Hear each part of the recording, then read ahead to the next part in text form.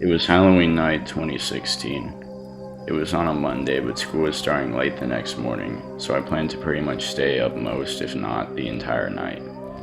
I was trick-or-treating with my three other friends, Dorian, Nolan, and Charlie.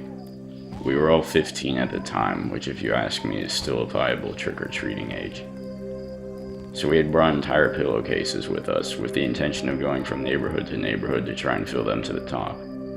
However, once it got past 11, our bags were only about 3/4 of the way full. The streets gradually started emptying out, and less people were answering their doors. We tried the next neighborhood over, but at this point it seemed no one was coming to the door. It was quarter to midnight and the streets were now completely empty and eerily silent. Our neighborhood was probably over a mile away at this point, and we didn't feel like taking the hike back just yet, especially with our bags weighing like 10 pounds. So we just headed to this nearby park that has a playground and screwed around on it. The park was kind of tucked away in a nature reserve that's fenced off and placed smack dab in the middle of this neighborhood, but it's huge and thus makes it feel extremely secluded.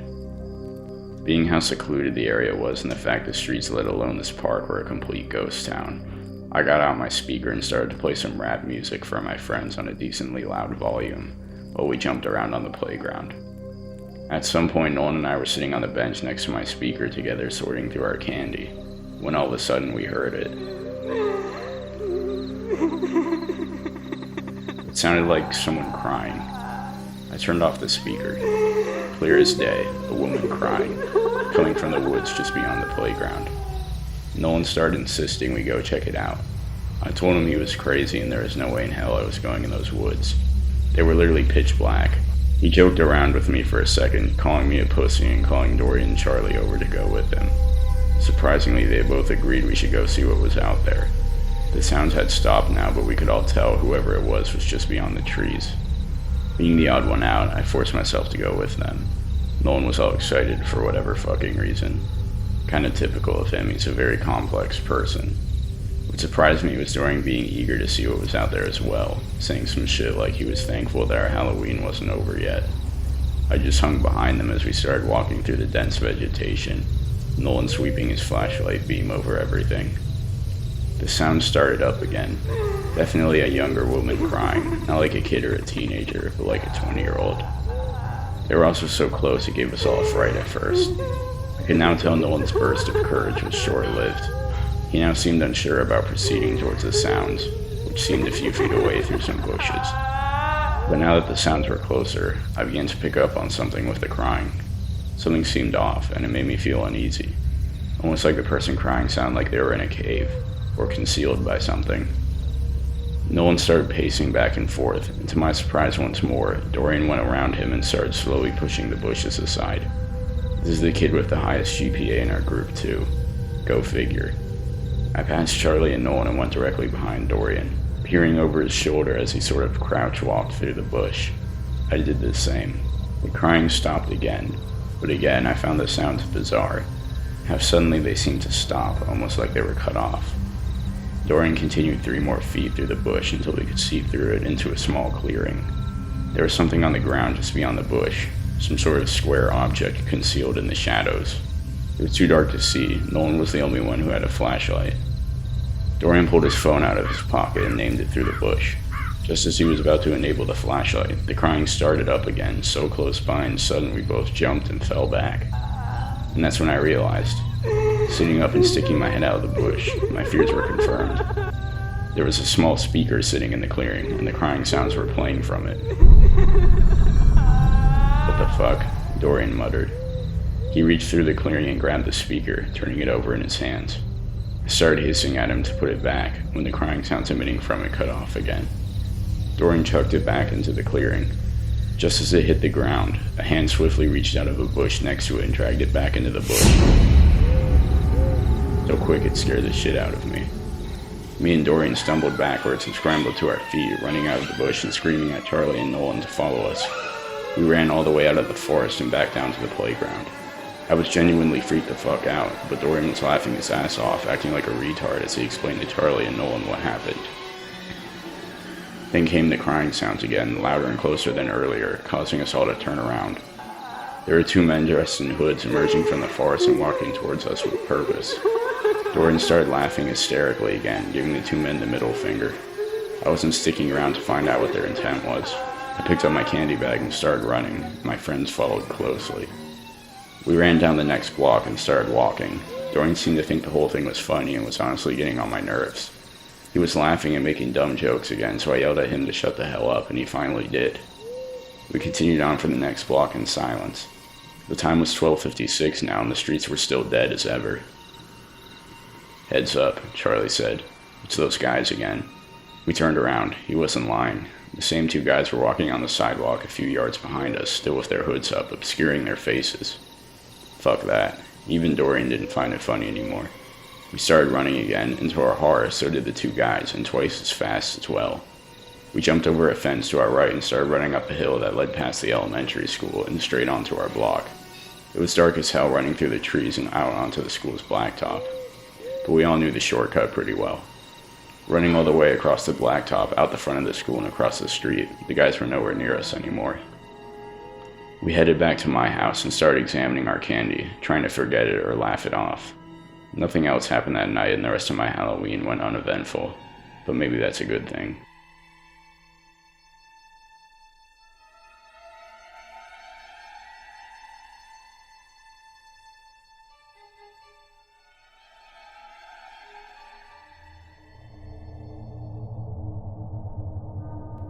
Last year's Halloween was one I'll never forget, and I don't mean in a good way either.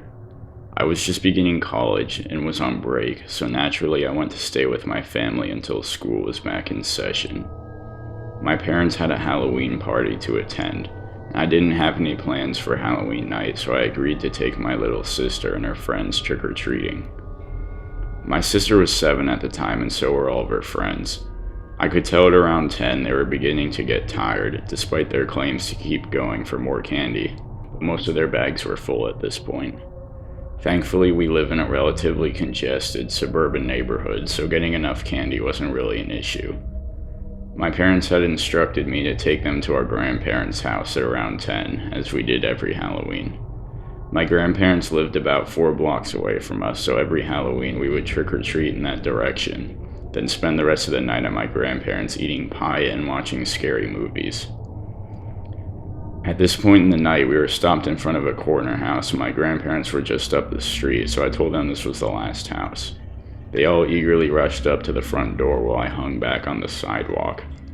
I didn't really want to spoil their mood, I guess, by going up to every single door with them, and I wasn't interested in candy anyways, so I would usually just wait on the sidewalk while they got all their candy, but still keep an eye on them. I could see the front door with elaborate stained glass patterns all over it open ajar, and a black gloved hand reached out full of candy. They all stood there for a second as if they were hesitating, but then each took a piece of candy from the hand. I thought it was weird the guy only had his hand sticking through the door, but dismissed it as it was Halloween after all, and he was probably just doing some creepy act. There were 5 girls in the group, my sister included, and all 4 of her friends started coming back down the driveway towards me. But my sister was still standing on the front stoop as this hand was making gesturing motions. Then the front door opened a crack wider, but still not enough for me to see who was at the front door.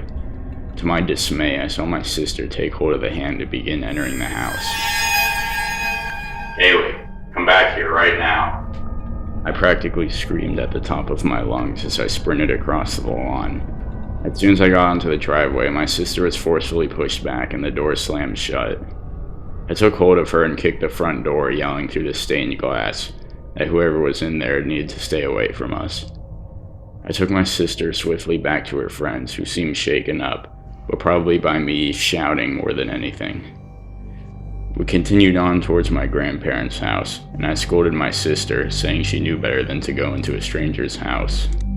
She apologized profusely, saying that the man who was in there had offered her more candy.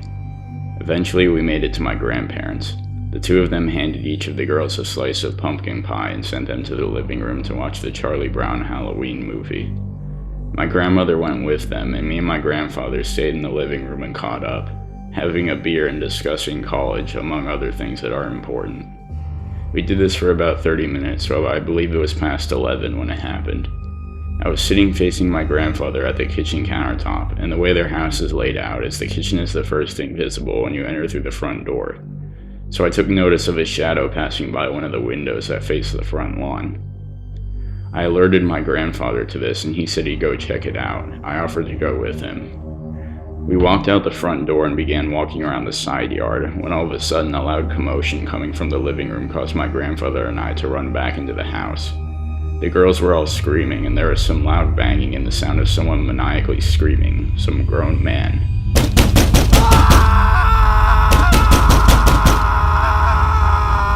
Like whoever it was literally had the most insane sounding scream I've ever heard. My grandfather ran to get his gun, and I ran back into the living room where my grandmother was on her phone with the police and escorting the children into my grandfather's study. To my left was a horrifying sight. There was a man in a terrifying 17th century plague doctor costume, complete with brown beaked mask and a long cape. He was consistently banging his forehead against the sliding glass door and letting out these deranged screams as he did so. My grandfather came running back into the room with his pistol and started screaming at the man to get off the property or he'd shoot him. The man turned around and fled. The last thing we heard was the backyard gate opening and slamming shut. The cops arrived shortly afterwards and took a look around and took our statements. There were no fingerprints left or anything. The man had been wearing gloves. However, according to my sister and her friends, the man who had tried to lure my sister into the corner house down the street had been wearing the same costume. The only thing was the house was vacant. Brand new, just built a few weeks ago. No one was supposed to be living there.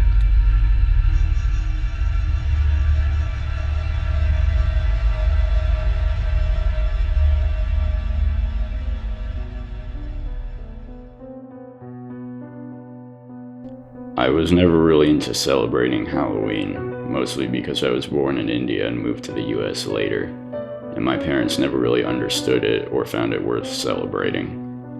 We would still buy candy every year to hand out to trick-or-treaters and put a few decorations up, but I never really went trick-or-treating. Well, my younger brother, who was in 5th grade at the time, got into a fight with my parents over wanting to go trick-or-treating with his friends, but eventually my parents gave in and allowed him to go with his friends.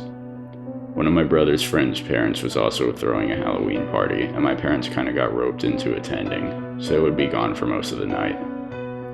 My parents told me I had to stay home and hand out candy, which was fine by me. I did, however, call 2 of my friends and had them stop by so we could eat pizza and play video games. My 2 friends, Tristan and Andrew, arrived, along with 2 6-packs of beer, which surprised me, but I was definitely glad they thought of bringing drinks. So the way my house was laid out is the staircase is directly in front of the front door, and to the right is the dining room and kitchen, but to the left you go down 4 steps into the den. Our den is a carpeted room that has a large couch, TV, pool table, PS4, and other things, and naturally made it a room that was mostly used by kids. I had a bowl of candy placed next to the front door, and every time it rang, I, or whichever one of my friends was available, would climb the stairs and hand out candy to the trick-or-treaters. We ordered a pizza and spent most of the night playing Mario Kart, Smash Bros, or Watch Dogs on the PS4 while getting fairly drunk and handing out candy in between. Once it got past 10:30, the doorbell sound became less frequent, and by 11 it seemed no one was coming to the door at all. We had gone through the entire 2 6-packs at this point. Kind of irresponsible, I know, but what the hell, we were having fun. I remember it was really late when strangely I heard the doorbell ring. This kind of surprised me. It seemed like it was way too late for trick-or-treaters at this hour, but we had a ton of extra candy and I certainly wasn't going to eat it all by myself. Tristan and Andrew were both on Mario Kart, so I got off the couch, went up the stairs, and opened the door. There was some guy there wearing a Michael Myers mask with a regular stained white t-shirt and denim jeans. He seemed on the older side, but he wasn't with kids, he was completely by himself. I stared at him for a few seconds just because of how strange it was for this guy to be out here this late. He held up a plastic grocery bag to me which barely had any candy in it, so he couldn't have even been trick-or-treating that long. I gave him a heaping handful of candy. Maybe he was collecting it for his kids or something. It was weird, albeit, but I didn't really care much. He left without saying anything, and I forgot about it as soon as I sat back down in the den. After that, there were no more trick-or-treaters. My parents said they'd be returning at 5 a.m. and it was only midnight. Eventually we got bored of the video game, so we put on a horror movie, some crappy Netflix one that none of us had seen yet. I think it was It Comes at Night or something.